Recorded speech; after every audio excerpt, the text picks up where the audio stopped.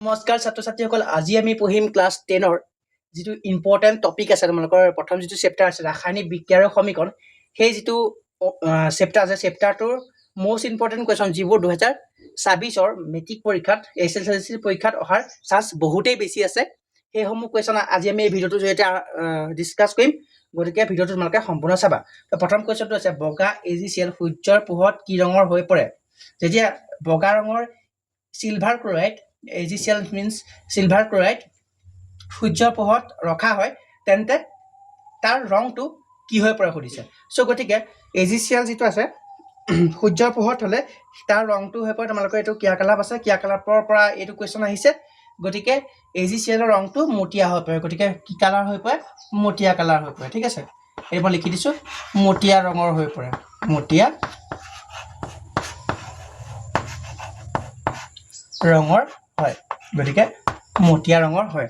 That means যেতিয়া আমি বগা চিলভাৰ ক্লৰাইড এটা যদি আমি পোহৰত ৰাখো, মানে সূৰ্যৰ পোহৰত ৰাখো, তেন্তে তাৰ ৰং মটিয়া হৈ পৰে। ঠিক আছে, এইটো কুৱেশ্যন আহিব পাৰে তোমালোকৰ এবাৰ 2024 মেট্ৰিক পৰীক্ষাত আহিব পৰা সম্ভাৱনা বহুতেই বেছি, সেইকাৰণে মই লৈ আহিছো। আৰু কৈছে সম্পূৰ্ণ সমীকৰণটো লিখা, 2 মাৰ্কছৰ কাৰণে আহিব পাৰে যে সমীকৰণটো লিখিব আহিব পাৰে। তো AgCl যিটো আছে AgCl যাক আমি চিলভাৰ ক্লৰাইড বুলি কওঁ, তাক যদি আমি ৰাসায়নিক সমীকৰণত লিখো তেন্তে ইয়াৰ সূৰ্যৰ পোহৰ, ইয়াৰ ওপৰত তোমালোকে সূৰ্যৰ পোহৰ লিখিবা। ঠিক আছে, তো এটা লিখিবা সূৰ্যৰ পোহৰ, সূৰ্যৰ পোহৰ, সূৰ্যৰ পোহৰ লিখিবা। এতিয়া সূৰ্যৰ পোহৰ AgCl টো Ag প্লাছ Cl লৈ কনভাৰ্ট হৈ গুচি যায়, মানে Ag প্লাছ Cl লৈ কনভাৰ্ট হৈ গুচি যায়। গতিকে চিলভাৰ আৰু ক্লৰিনলৈ চেঞ্জ হৈ গুচি যায়, ভাঙি গুচি যায়। অ'কে, AgCl টো যেতিয়া সূৰ্যৰ পোহৰ ৰাখো তেন্তে চিলভাৰ প্লাছ ক্লৰিনলৈ ভাঙি গুচি যায়। সো এইটোৱে আছিলে AgCl ৰ যিটো সমীকৰণটো লিখিব দিয়া আছিলে, সমীকৰণটো আমি ধুনীয়াকৈ লিখি দিলো। এতিয়া সমীকৰণটো লিখাৰ পিছত আমি এটা চাব লাগিব যে এই সমীকৰণটো সন্তুলন হৈ আছে নে নাই। যদি সন্তুলন হৈ থকা তেন্তে আমি সন্তুলন কৰিব লাগিব। সো এতিয়া AgCl এইটো যিটো চাইডে, এই চাইডে ক্লৰিন এটা আছে, কিন্তু এইফালেতো ক্লৰিন দুটা আছে, গতিকে এইটো মিলাবৰ কাৰণে আমি কি কৰিম, ইয়াক চিম্পলি 2 এটা দি দিম। ইয়াত 2টা দি দিয়াৰ লগে চিলভাৰ 2টা হৈ গ'ল আৰু ক্লৰিনো 2টা হৈ গ'ল। ক্লৰিন 2টা সতে মিলি গ'ল, কিন্তু চিলভাৰ ইয়াতে 2টা হৈ গ'ল, কিন্তু এইফালে চিলভাৰ এটা আছে, গতিকে এইফালেতো আমি মিলাবৰ কাৰণে ইয়াক চিম্পল আমি 2 দিম। গতিকে সম্পূৰ্ণ ৰিয়েকশ্যনটো তোমালোকে এই ৰিয়েকশ্যনটো তোমালোকে সম্পূৰ্ণকৈ এনচাৰ লিখিবা, তেতিয়া তোমালোকে 2 মাৰ্কছ সম্পূৰ্ণৰূপে লাভ কৰিবলৈ সক্ষম পাবা। তো এইটোৱে আছিলে প্ৰথম কুৱেশ্যনটো। এতিয়া আমি দ্বিতীয় কুৱেশ্যনটোলৈ আহোঁ। দ্বিতীয় কুৱেশ্যনটোত কি দিয়া আছে, তলৰ ৰাসায়নিক সমীকৰণটো সন্তুলন কৰা। গতিকে এটা মোষ্ট ইম্পৰ্টেণ্ট কুৱেশ্যন। গতিকে আমি এটা ইয়াতে সমীকৰণ দিয়া আছে NaOH plus H2SO4 goes to Na2SO4 plus H2O, তেন্তে আমি এই ৰাসায়নিক সমীকৰণটো সন্তুলন কৰিব গৈছে। তো ৰাসায়নিক সমীকৰণটো সন্তুলন কেনেকৈ কৰিব লাগে, তাৰ আগতেও মই ইয়াৰ আগৰ যিটো সমীকৰণ লিখিছিলো তাতো মই সন্তুলন কৰি দিছিলো।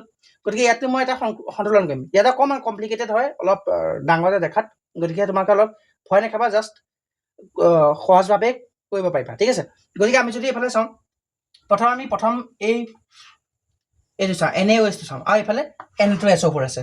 গতিকে তোমালোকে যদি চোৱা Na2SO4, Na ছডিয়াম ইয়াত 2টা আছে, কিন্তু এইফালে ছডিয়াম কেইটা আছে? এটা আছে। সো আমি প্ৰথম কাম কি ল'ম, ছডিয়ামটো মিলাই ল'ম। এইফালেও 2টা আছে, গতিকে এইফালে 2টা কৰিম, 2টা কৰিলে আমি চিম্পল ইয়াতে মাল্টিপ্লাই কৰি দিম, 2টো ইয়াতে মাল্টিপ্লাই কৰি দিম। ঠিক আছে, গতিকে কি হ'ল, 2টা ছডিয়াম হ'ল, 2টা অক্সিজেন হ'ল, 2টা হাইড্ৰজেন হ'ল। OH টো আমি অক্সিজেন আৰু হাইড্ৰজেন হিচাপে ধৰিছো, যে 2টা ছডিয়াম হ'ল, 2টা অক্সিজেন হ'ল, 2টা হাইড্ৰজেন হ'ল। তেনেকৈ এইটো এইফালে চোৱা H2SO4 মানে চোৱা হাইড্ৰজেন 2টা আছে, ছালফেটৰ যিটো SO4 টো এটা আছে। ঠিক আছে, গতিকে ছডিয়াম ইয়াতে 2টা আছে আৰু ছালফেট ইয়াতে এটা আছে, গতিকে ছালফেটটো মিলি আছে। ছালফেট এইফালেও এটা আছে, SO4 এইফালেও এটা আছে, SF4 ইফালেও এটা আছে, গতিকে এইফালে মিলি আছে। জাষ্ট আমাৰ হাইড্ৰজেন আৰু অক্সিজেন এটা মিলা নাই। এইফালে চোৱা হাইড্ৰজেন অক্সিজেন এইফালে 2টা, আৰু এইফালে কিমান আছে? এটা আছে, আৰু হাইড্ৰজেন যদি চাওঁ, হাইড্ৰজেন 2টা আৰু এইটো 2টা মিলাই 4টা আছে, মানে হাইড্ৰজেন আৰু অক্সিজেন এটা মিলা নাই। মানে যদি আমি এইটো চাইডে যদি চাওঁ তেন্তে ইয়াতে অক্সিজেন কেইটা আছে? অক্সিজেন 2টা আছে, গতিকে এইটো অক্সিজেন এইফালে 2টা আছে, SO4 টো আমি বাদ দিওঁ। বাকী হাইড্ৰজেন যদি কওঁ, হাইড্ৰজেন এটা আছে, 2টা, 2 4টা, গতিকে এইটো 4টা হ'ল। গতিকে অক্সিজেন 2টা, হাইড্ৰজেন এটা 4টা আছে। গতিকে এইফালে কিন্তু এইফালে যদি চোৱা H2O আছে, অনলি H2O আছে, মানে হাইড্ৰজেন 2টা আছে, অক্সিজেন এটা আছে, হয় নে?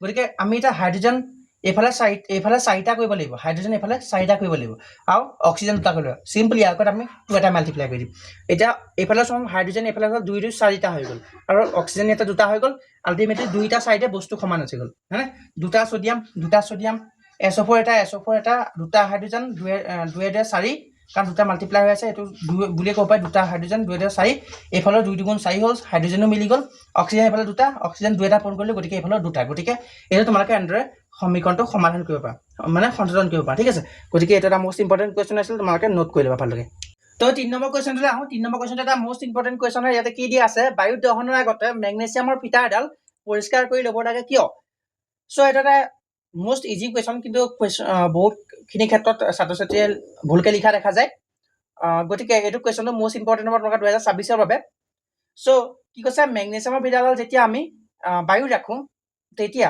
মানে আমি সাধাৰণতে লৈ থাকো তেতিয়া তাক যদি আমি জ্বলাবলৈ চেষ্টা কৰো তেন্তে হেতু নজ্বলে বা তাৰ পৰা আমি এটা কোলা চামৰা দেখা পা যাও ঠিক আছে কোলা চামৰা আমি এনেকৈ যদি কওঁ এনেকুৱা এটা ফিটা থাকে এনেকুৱা ফিটা বুলি আমি ক'ব পাওঁ এনেকুৱা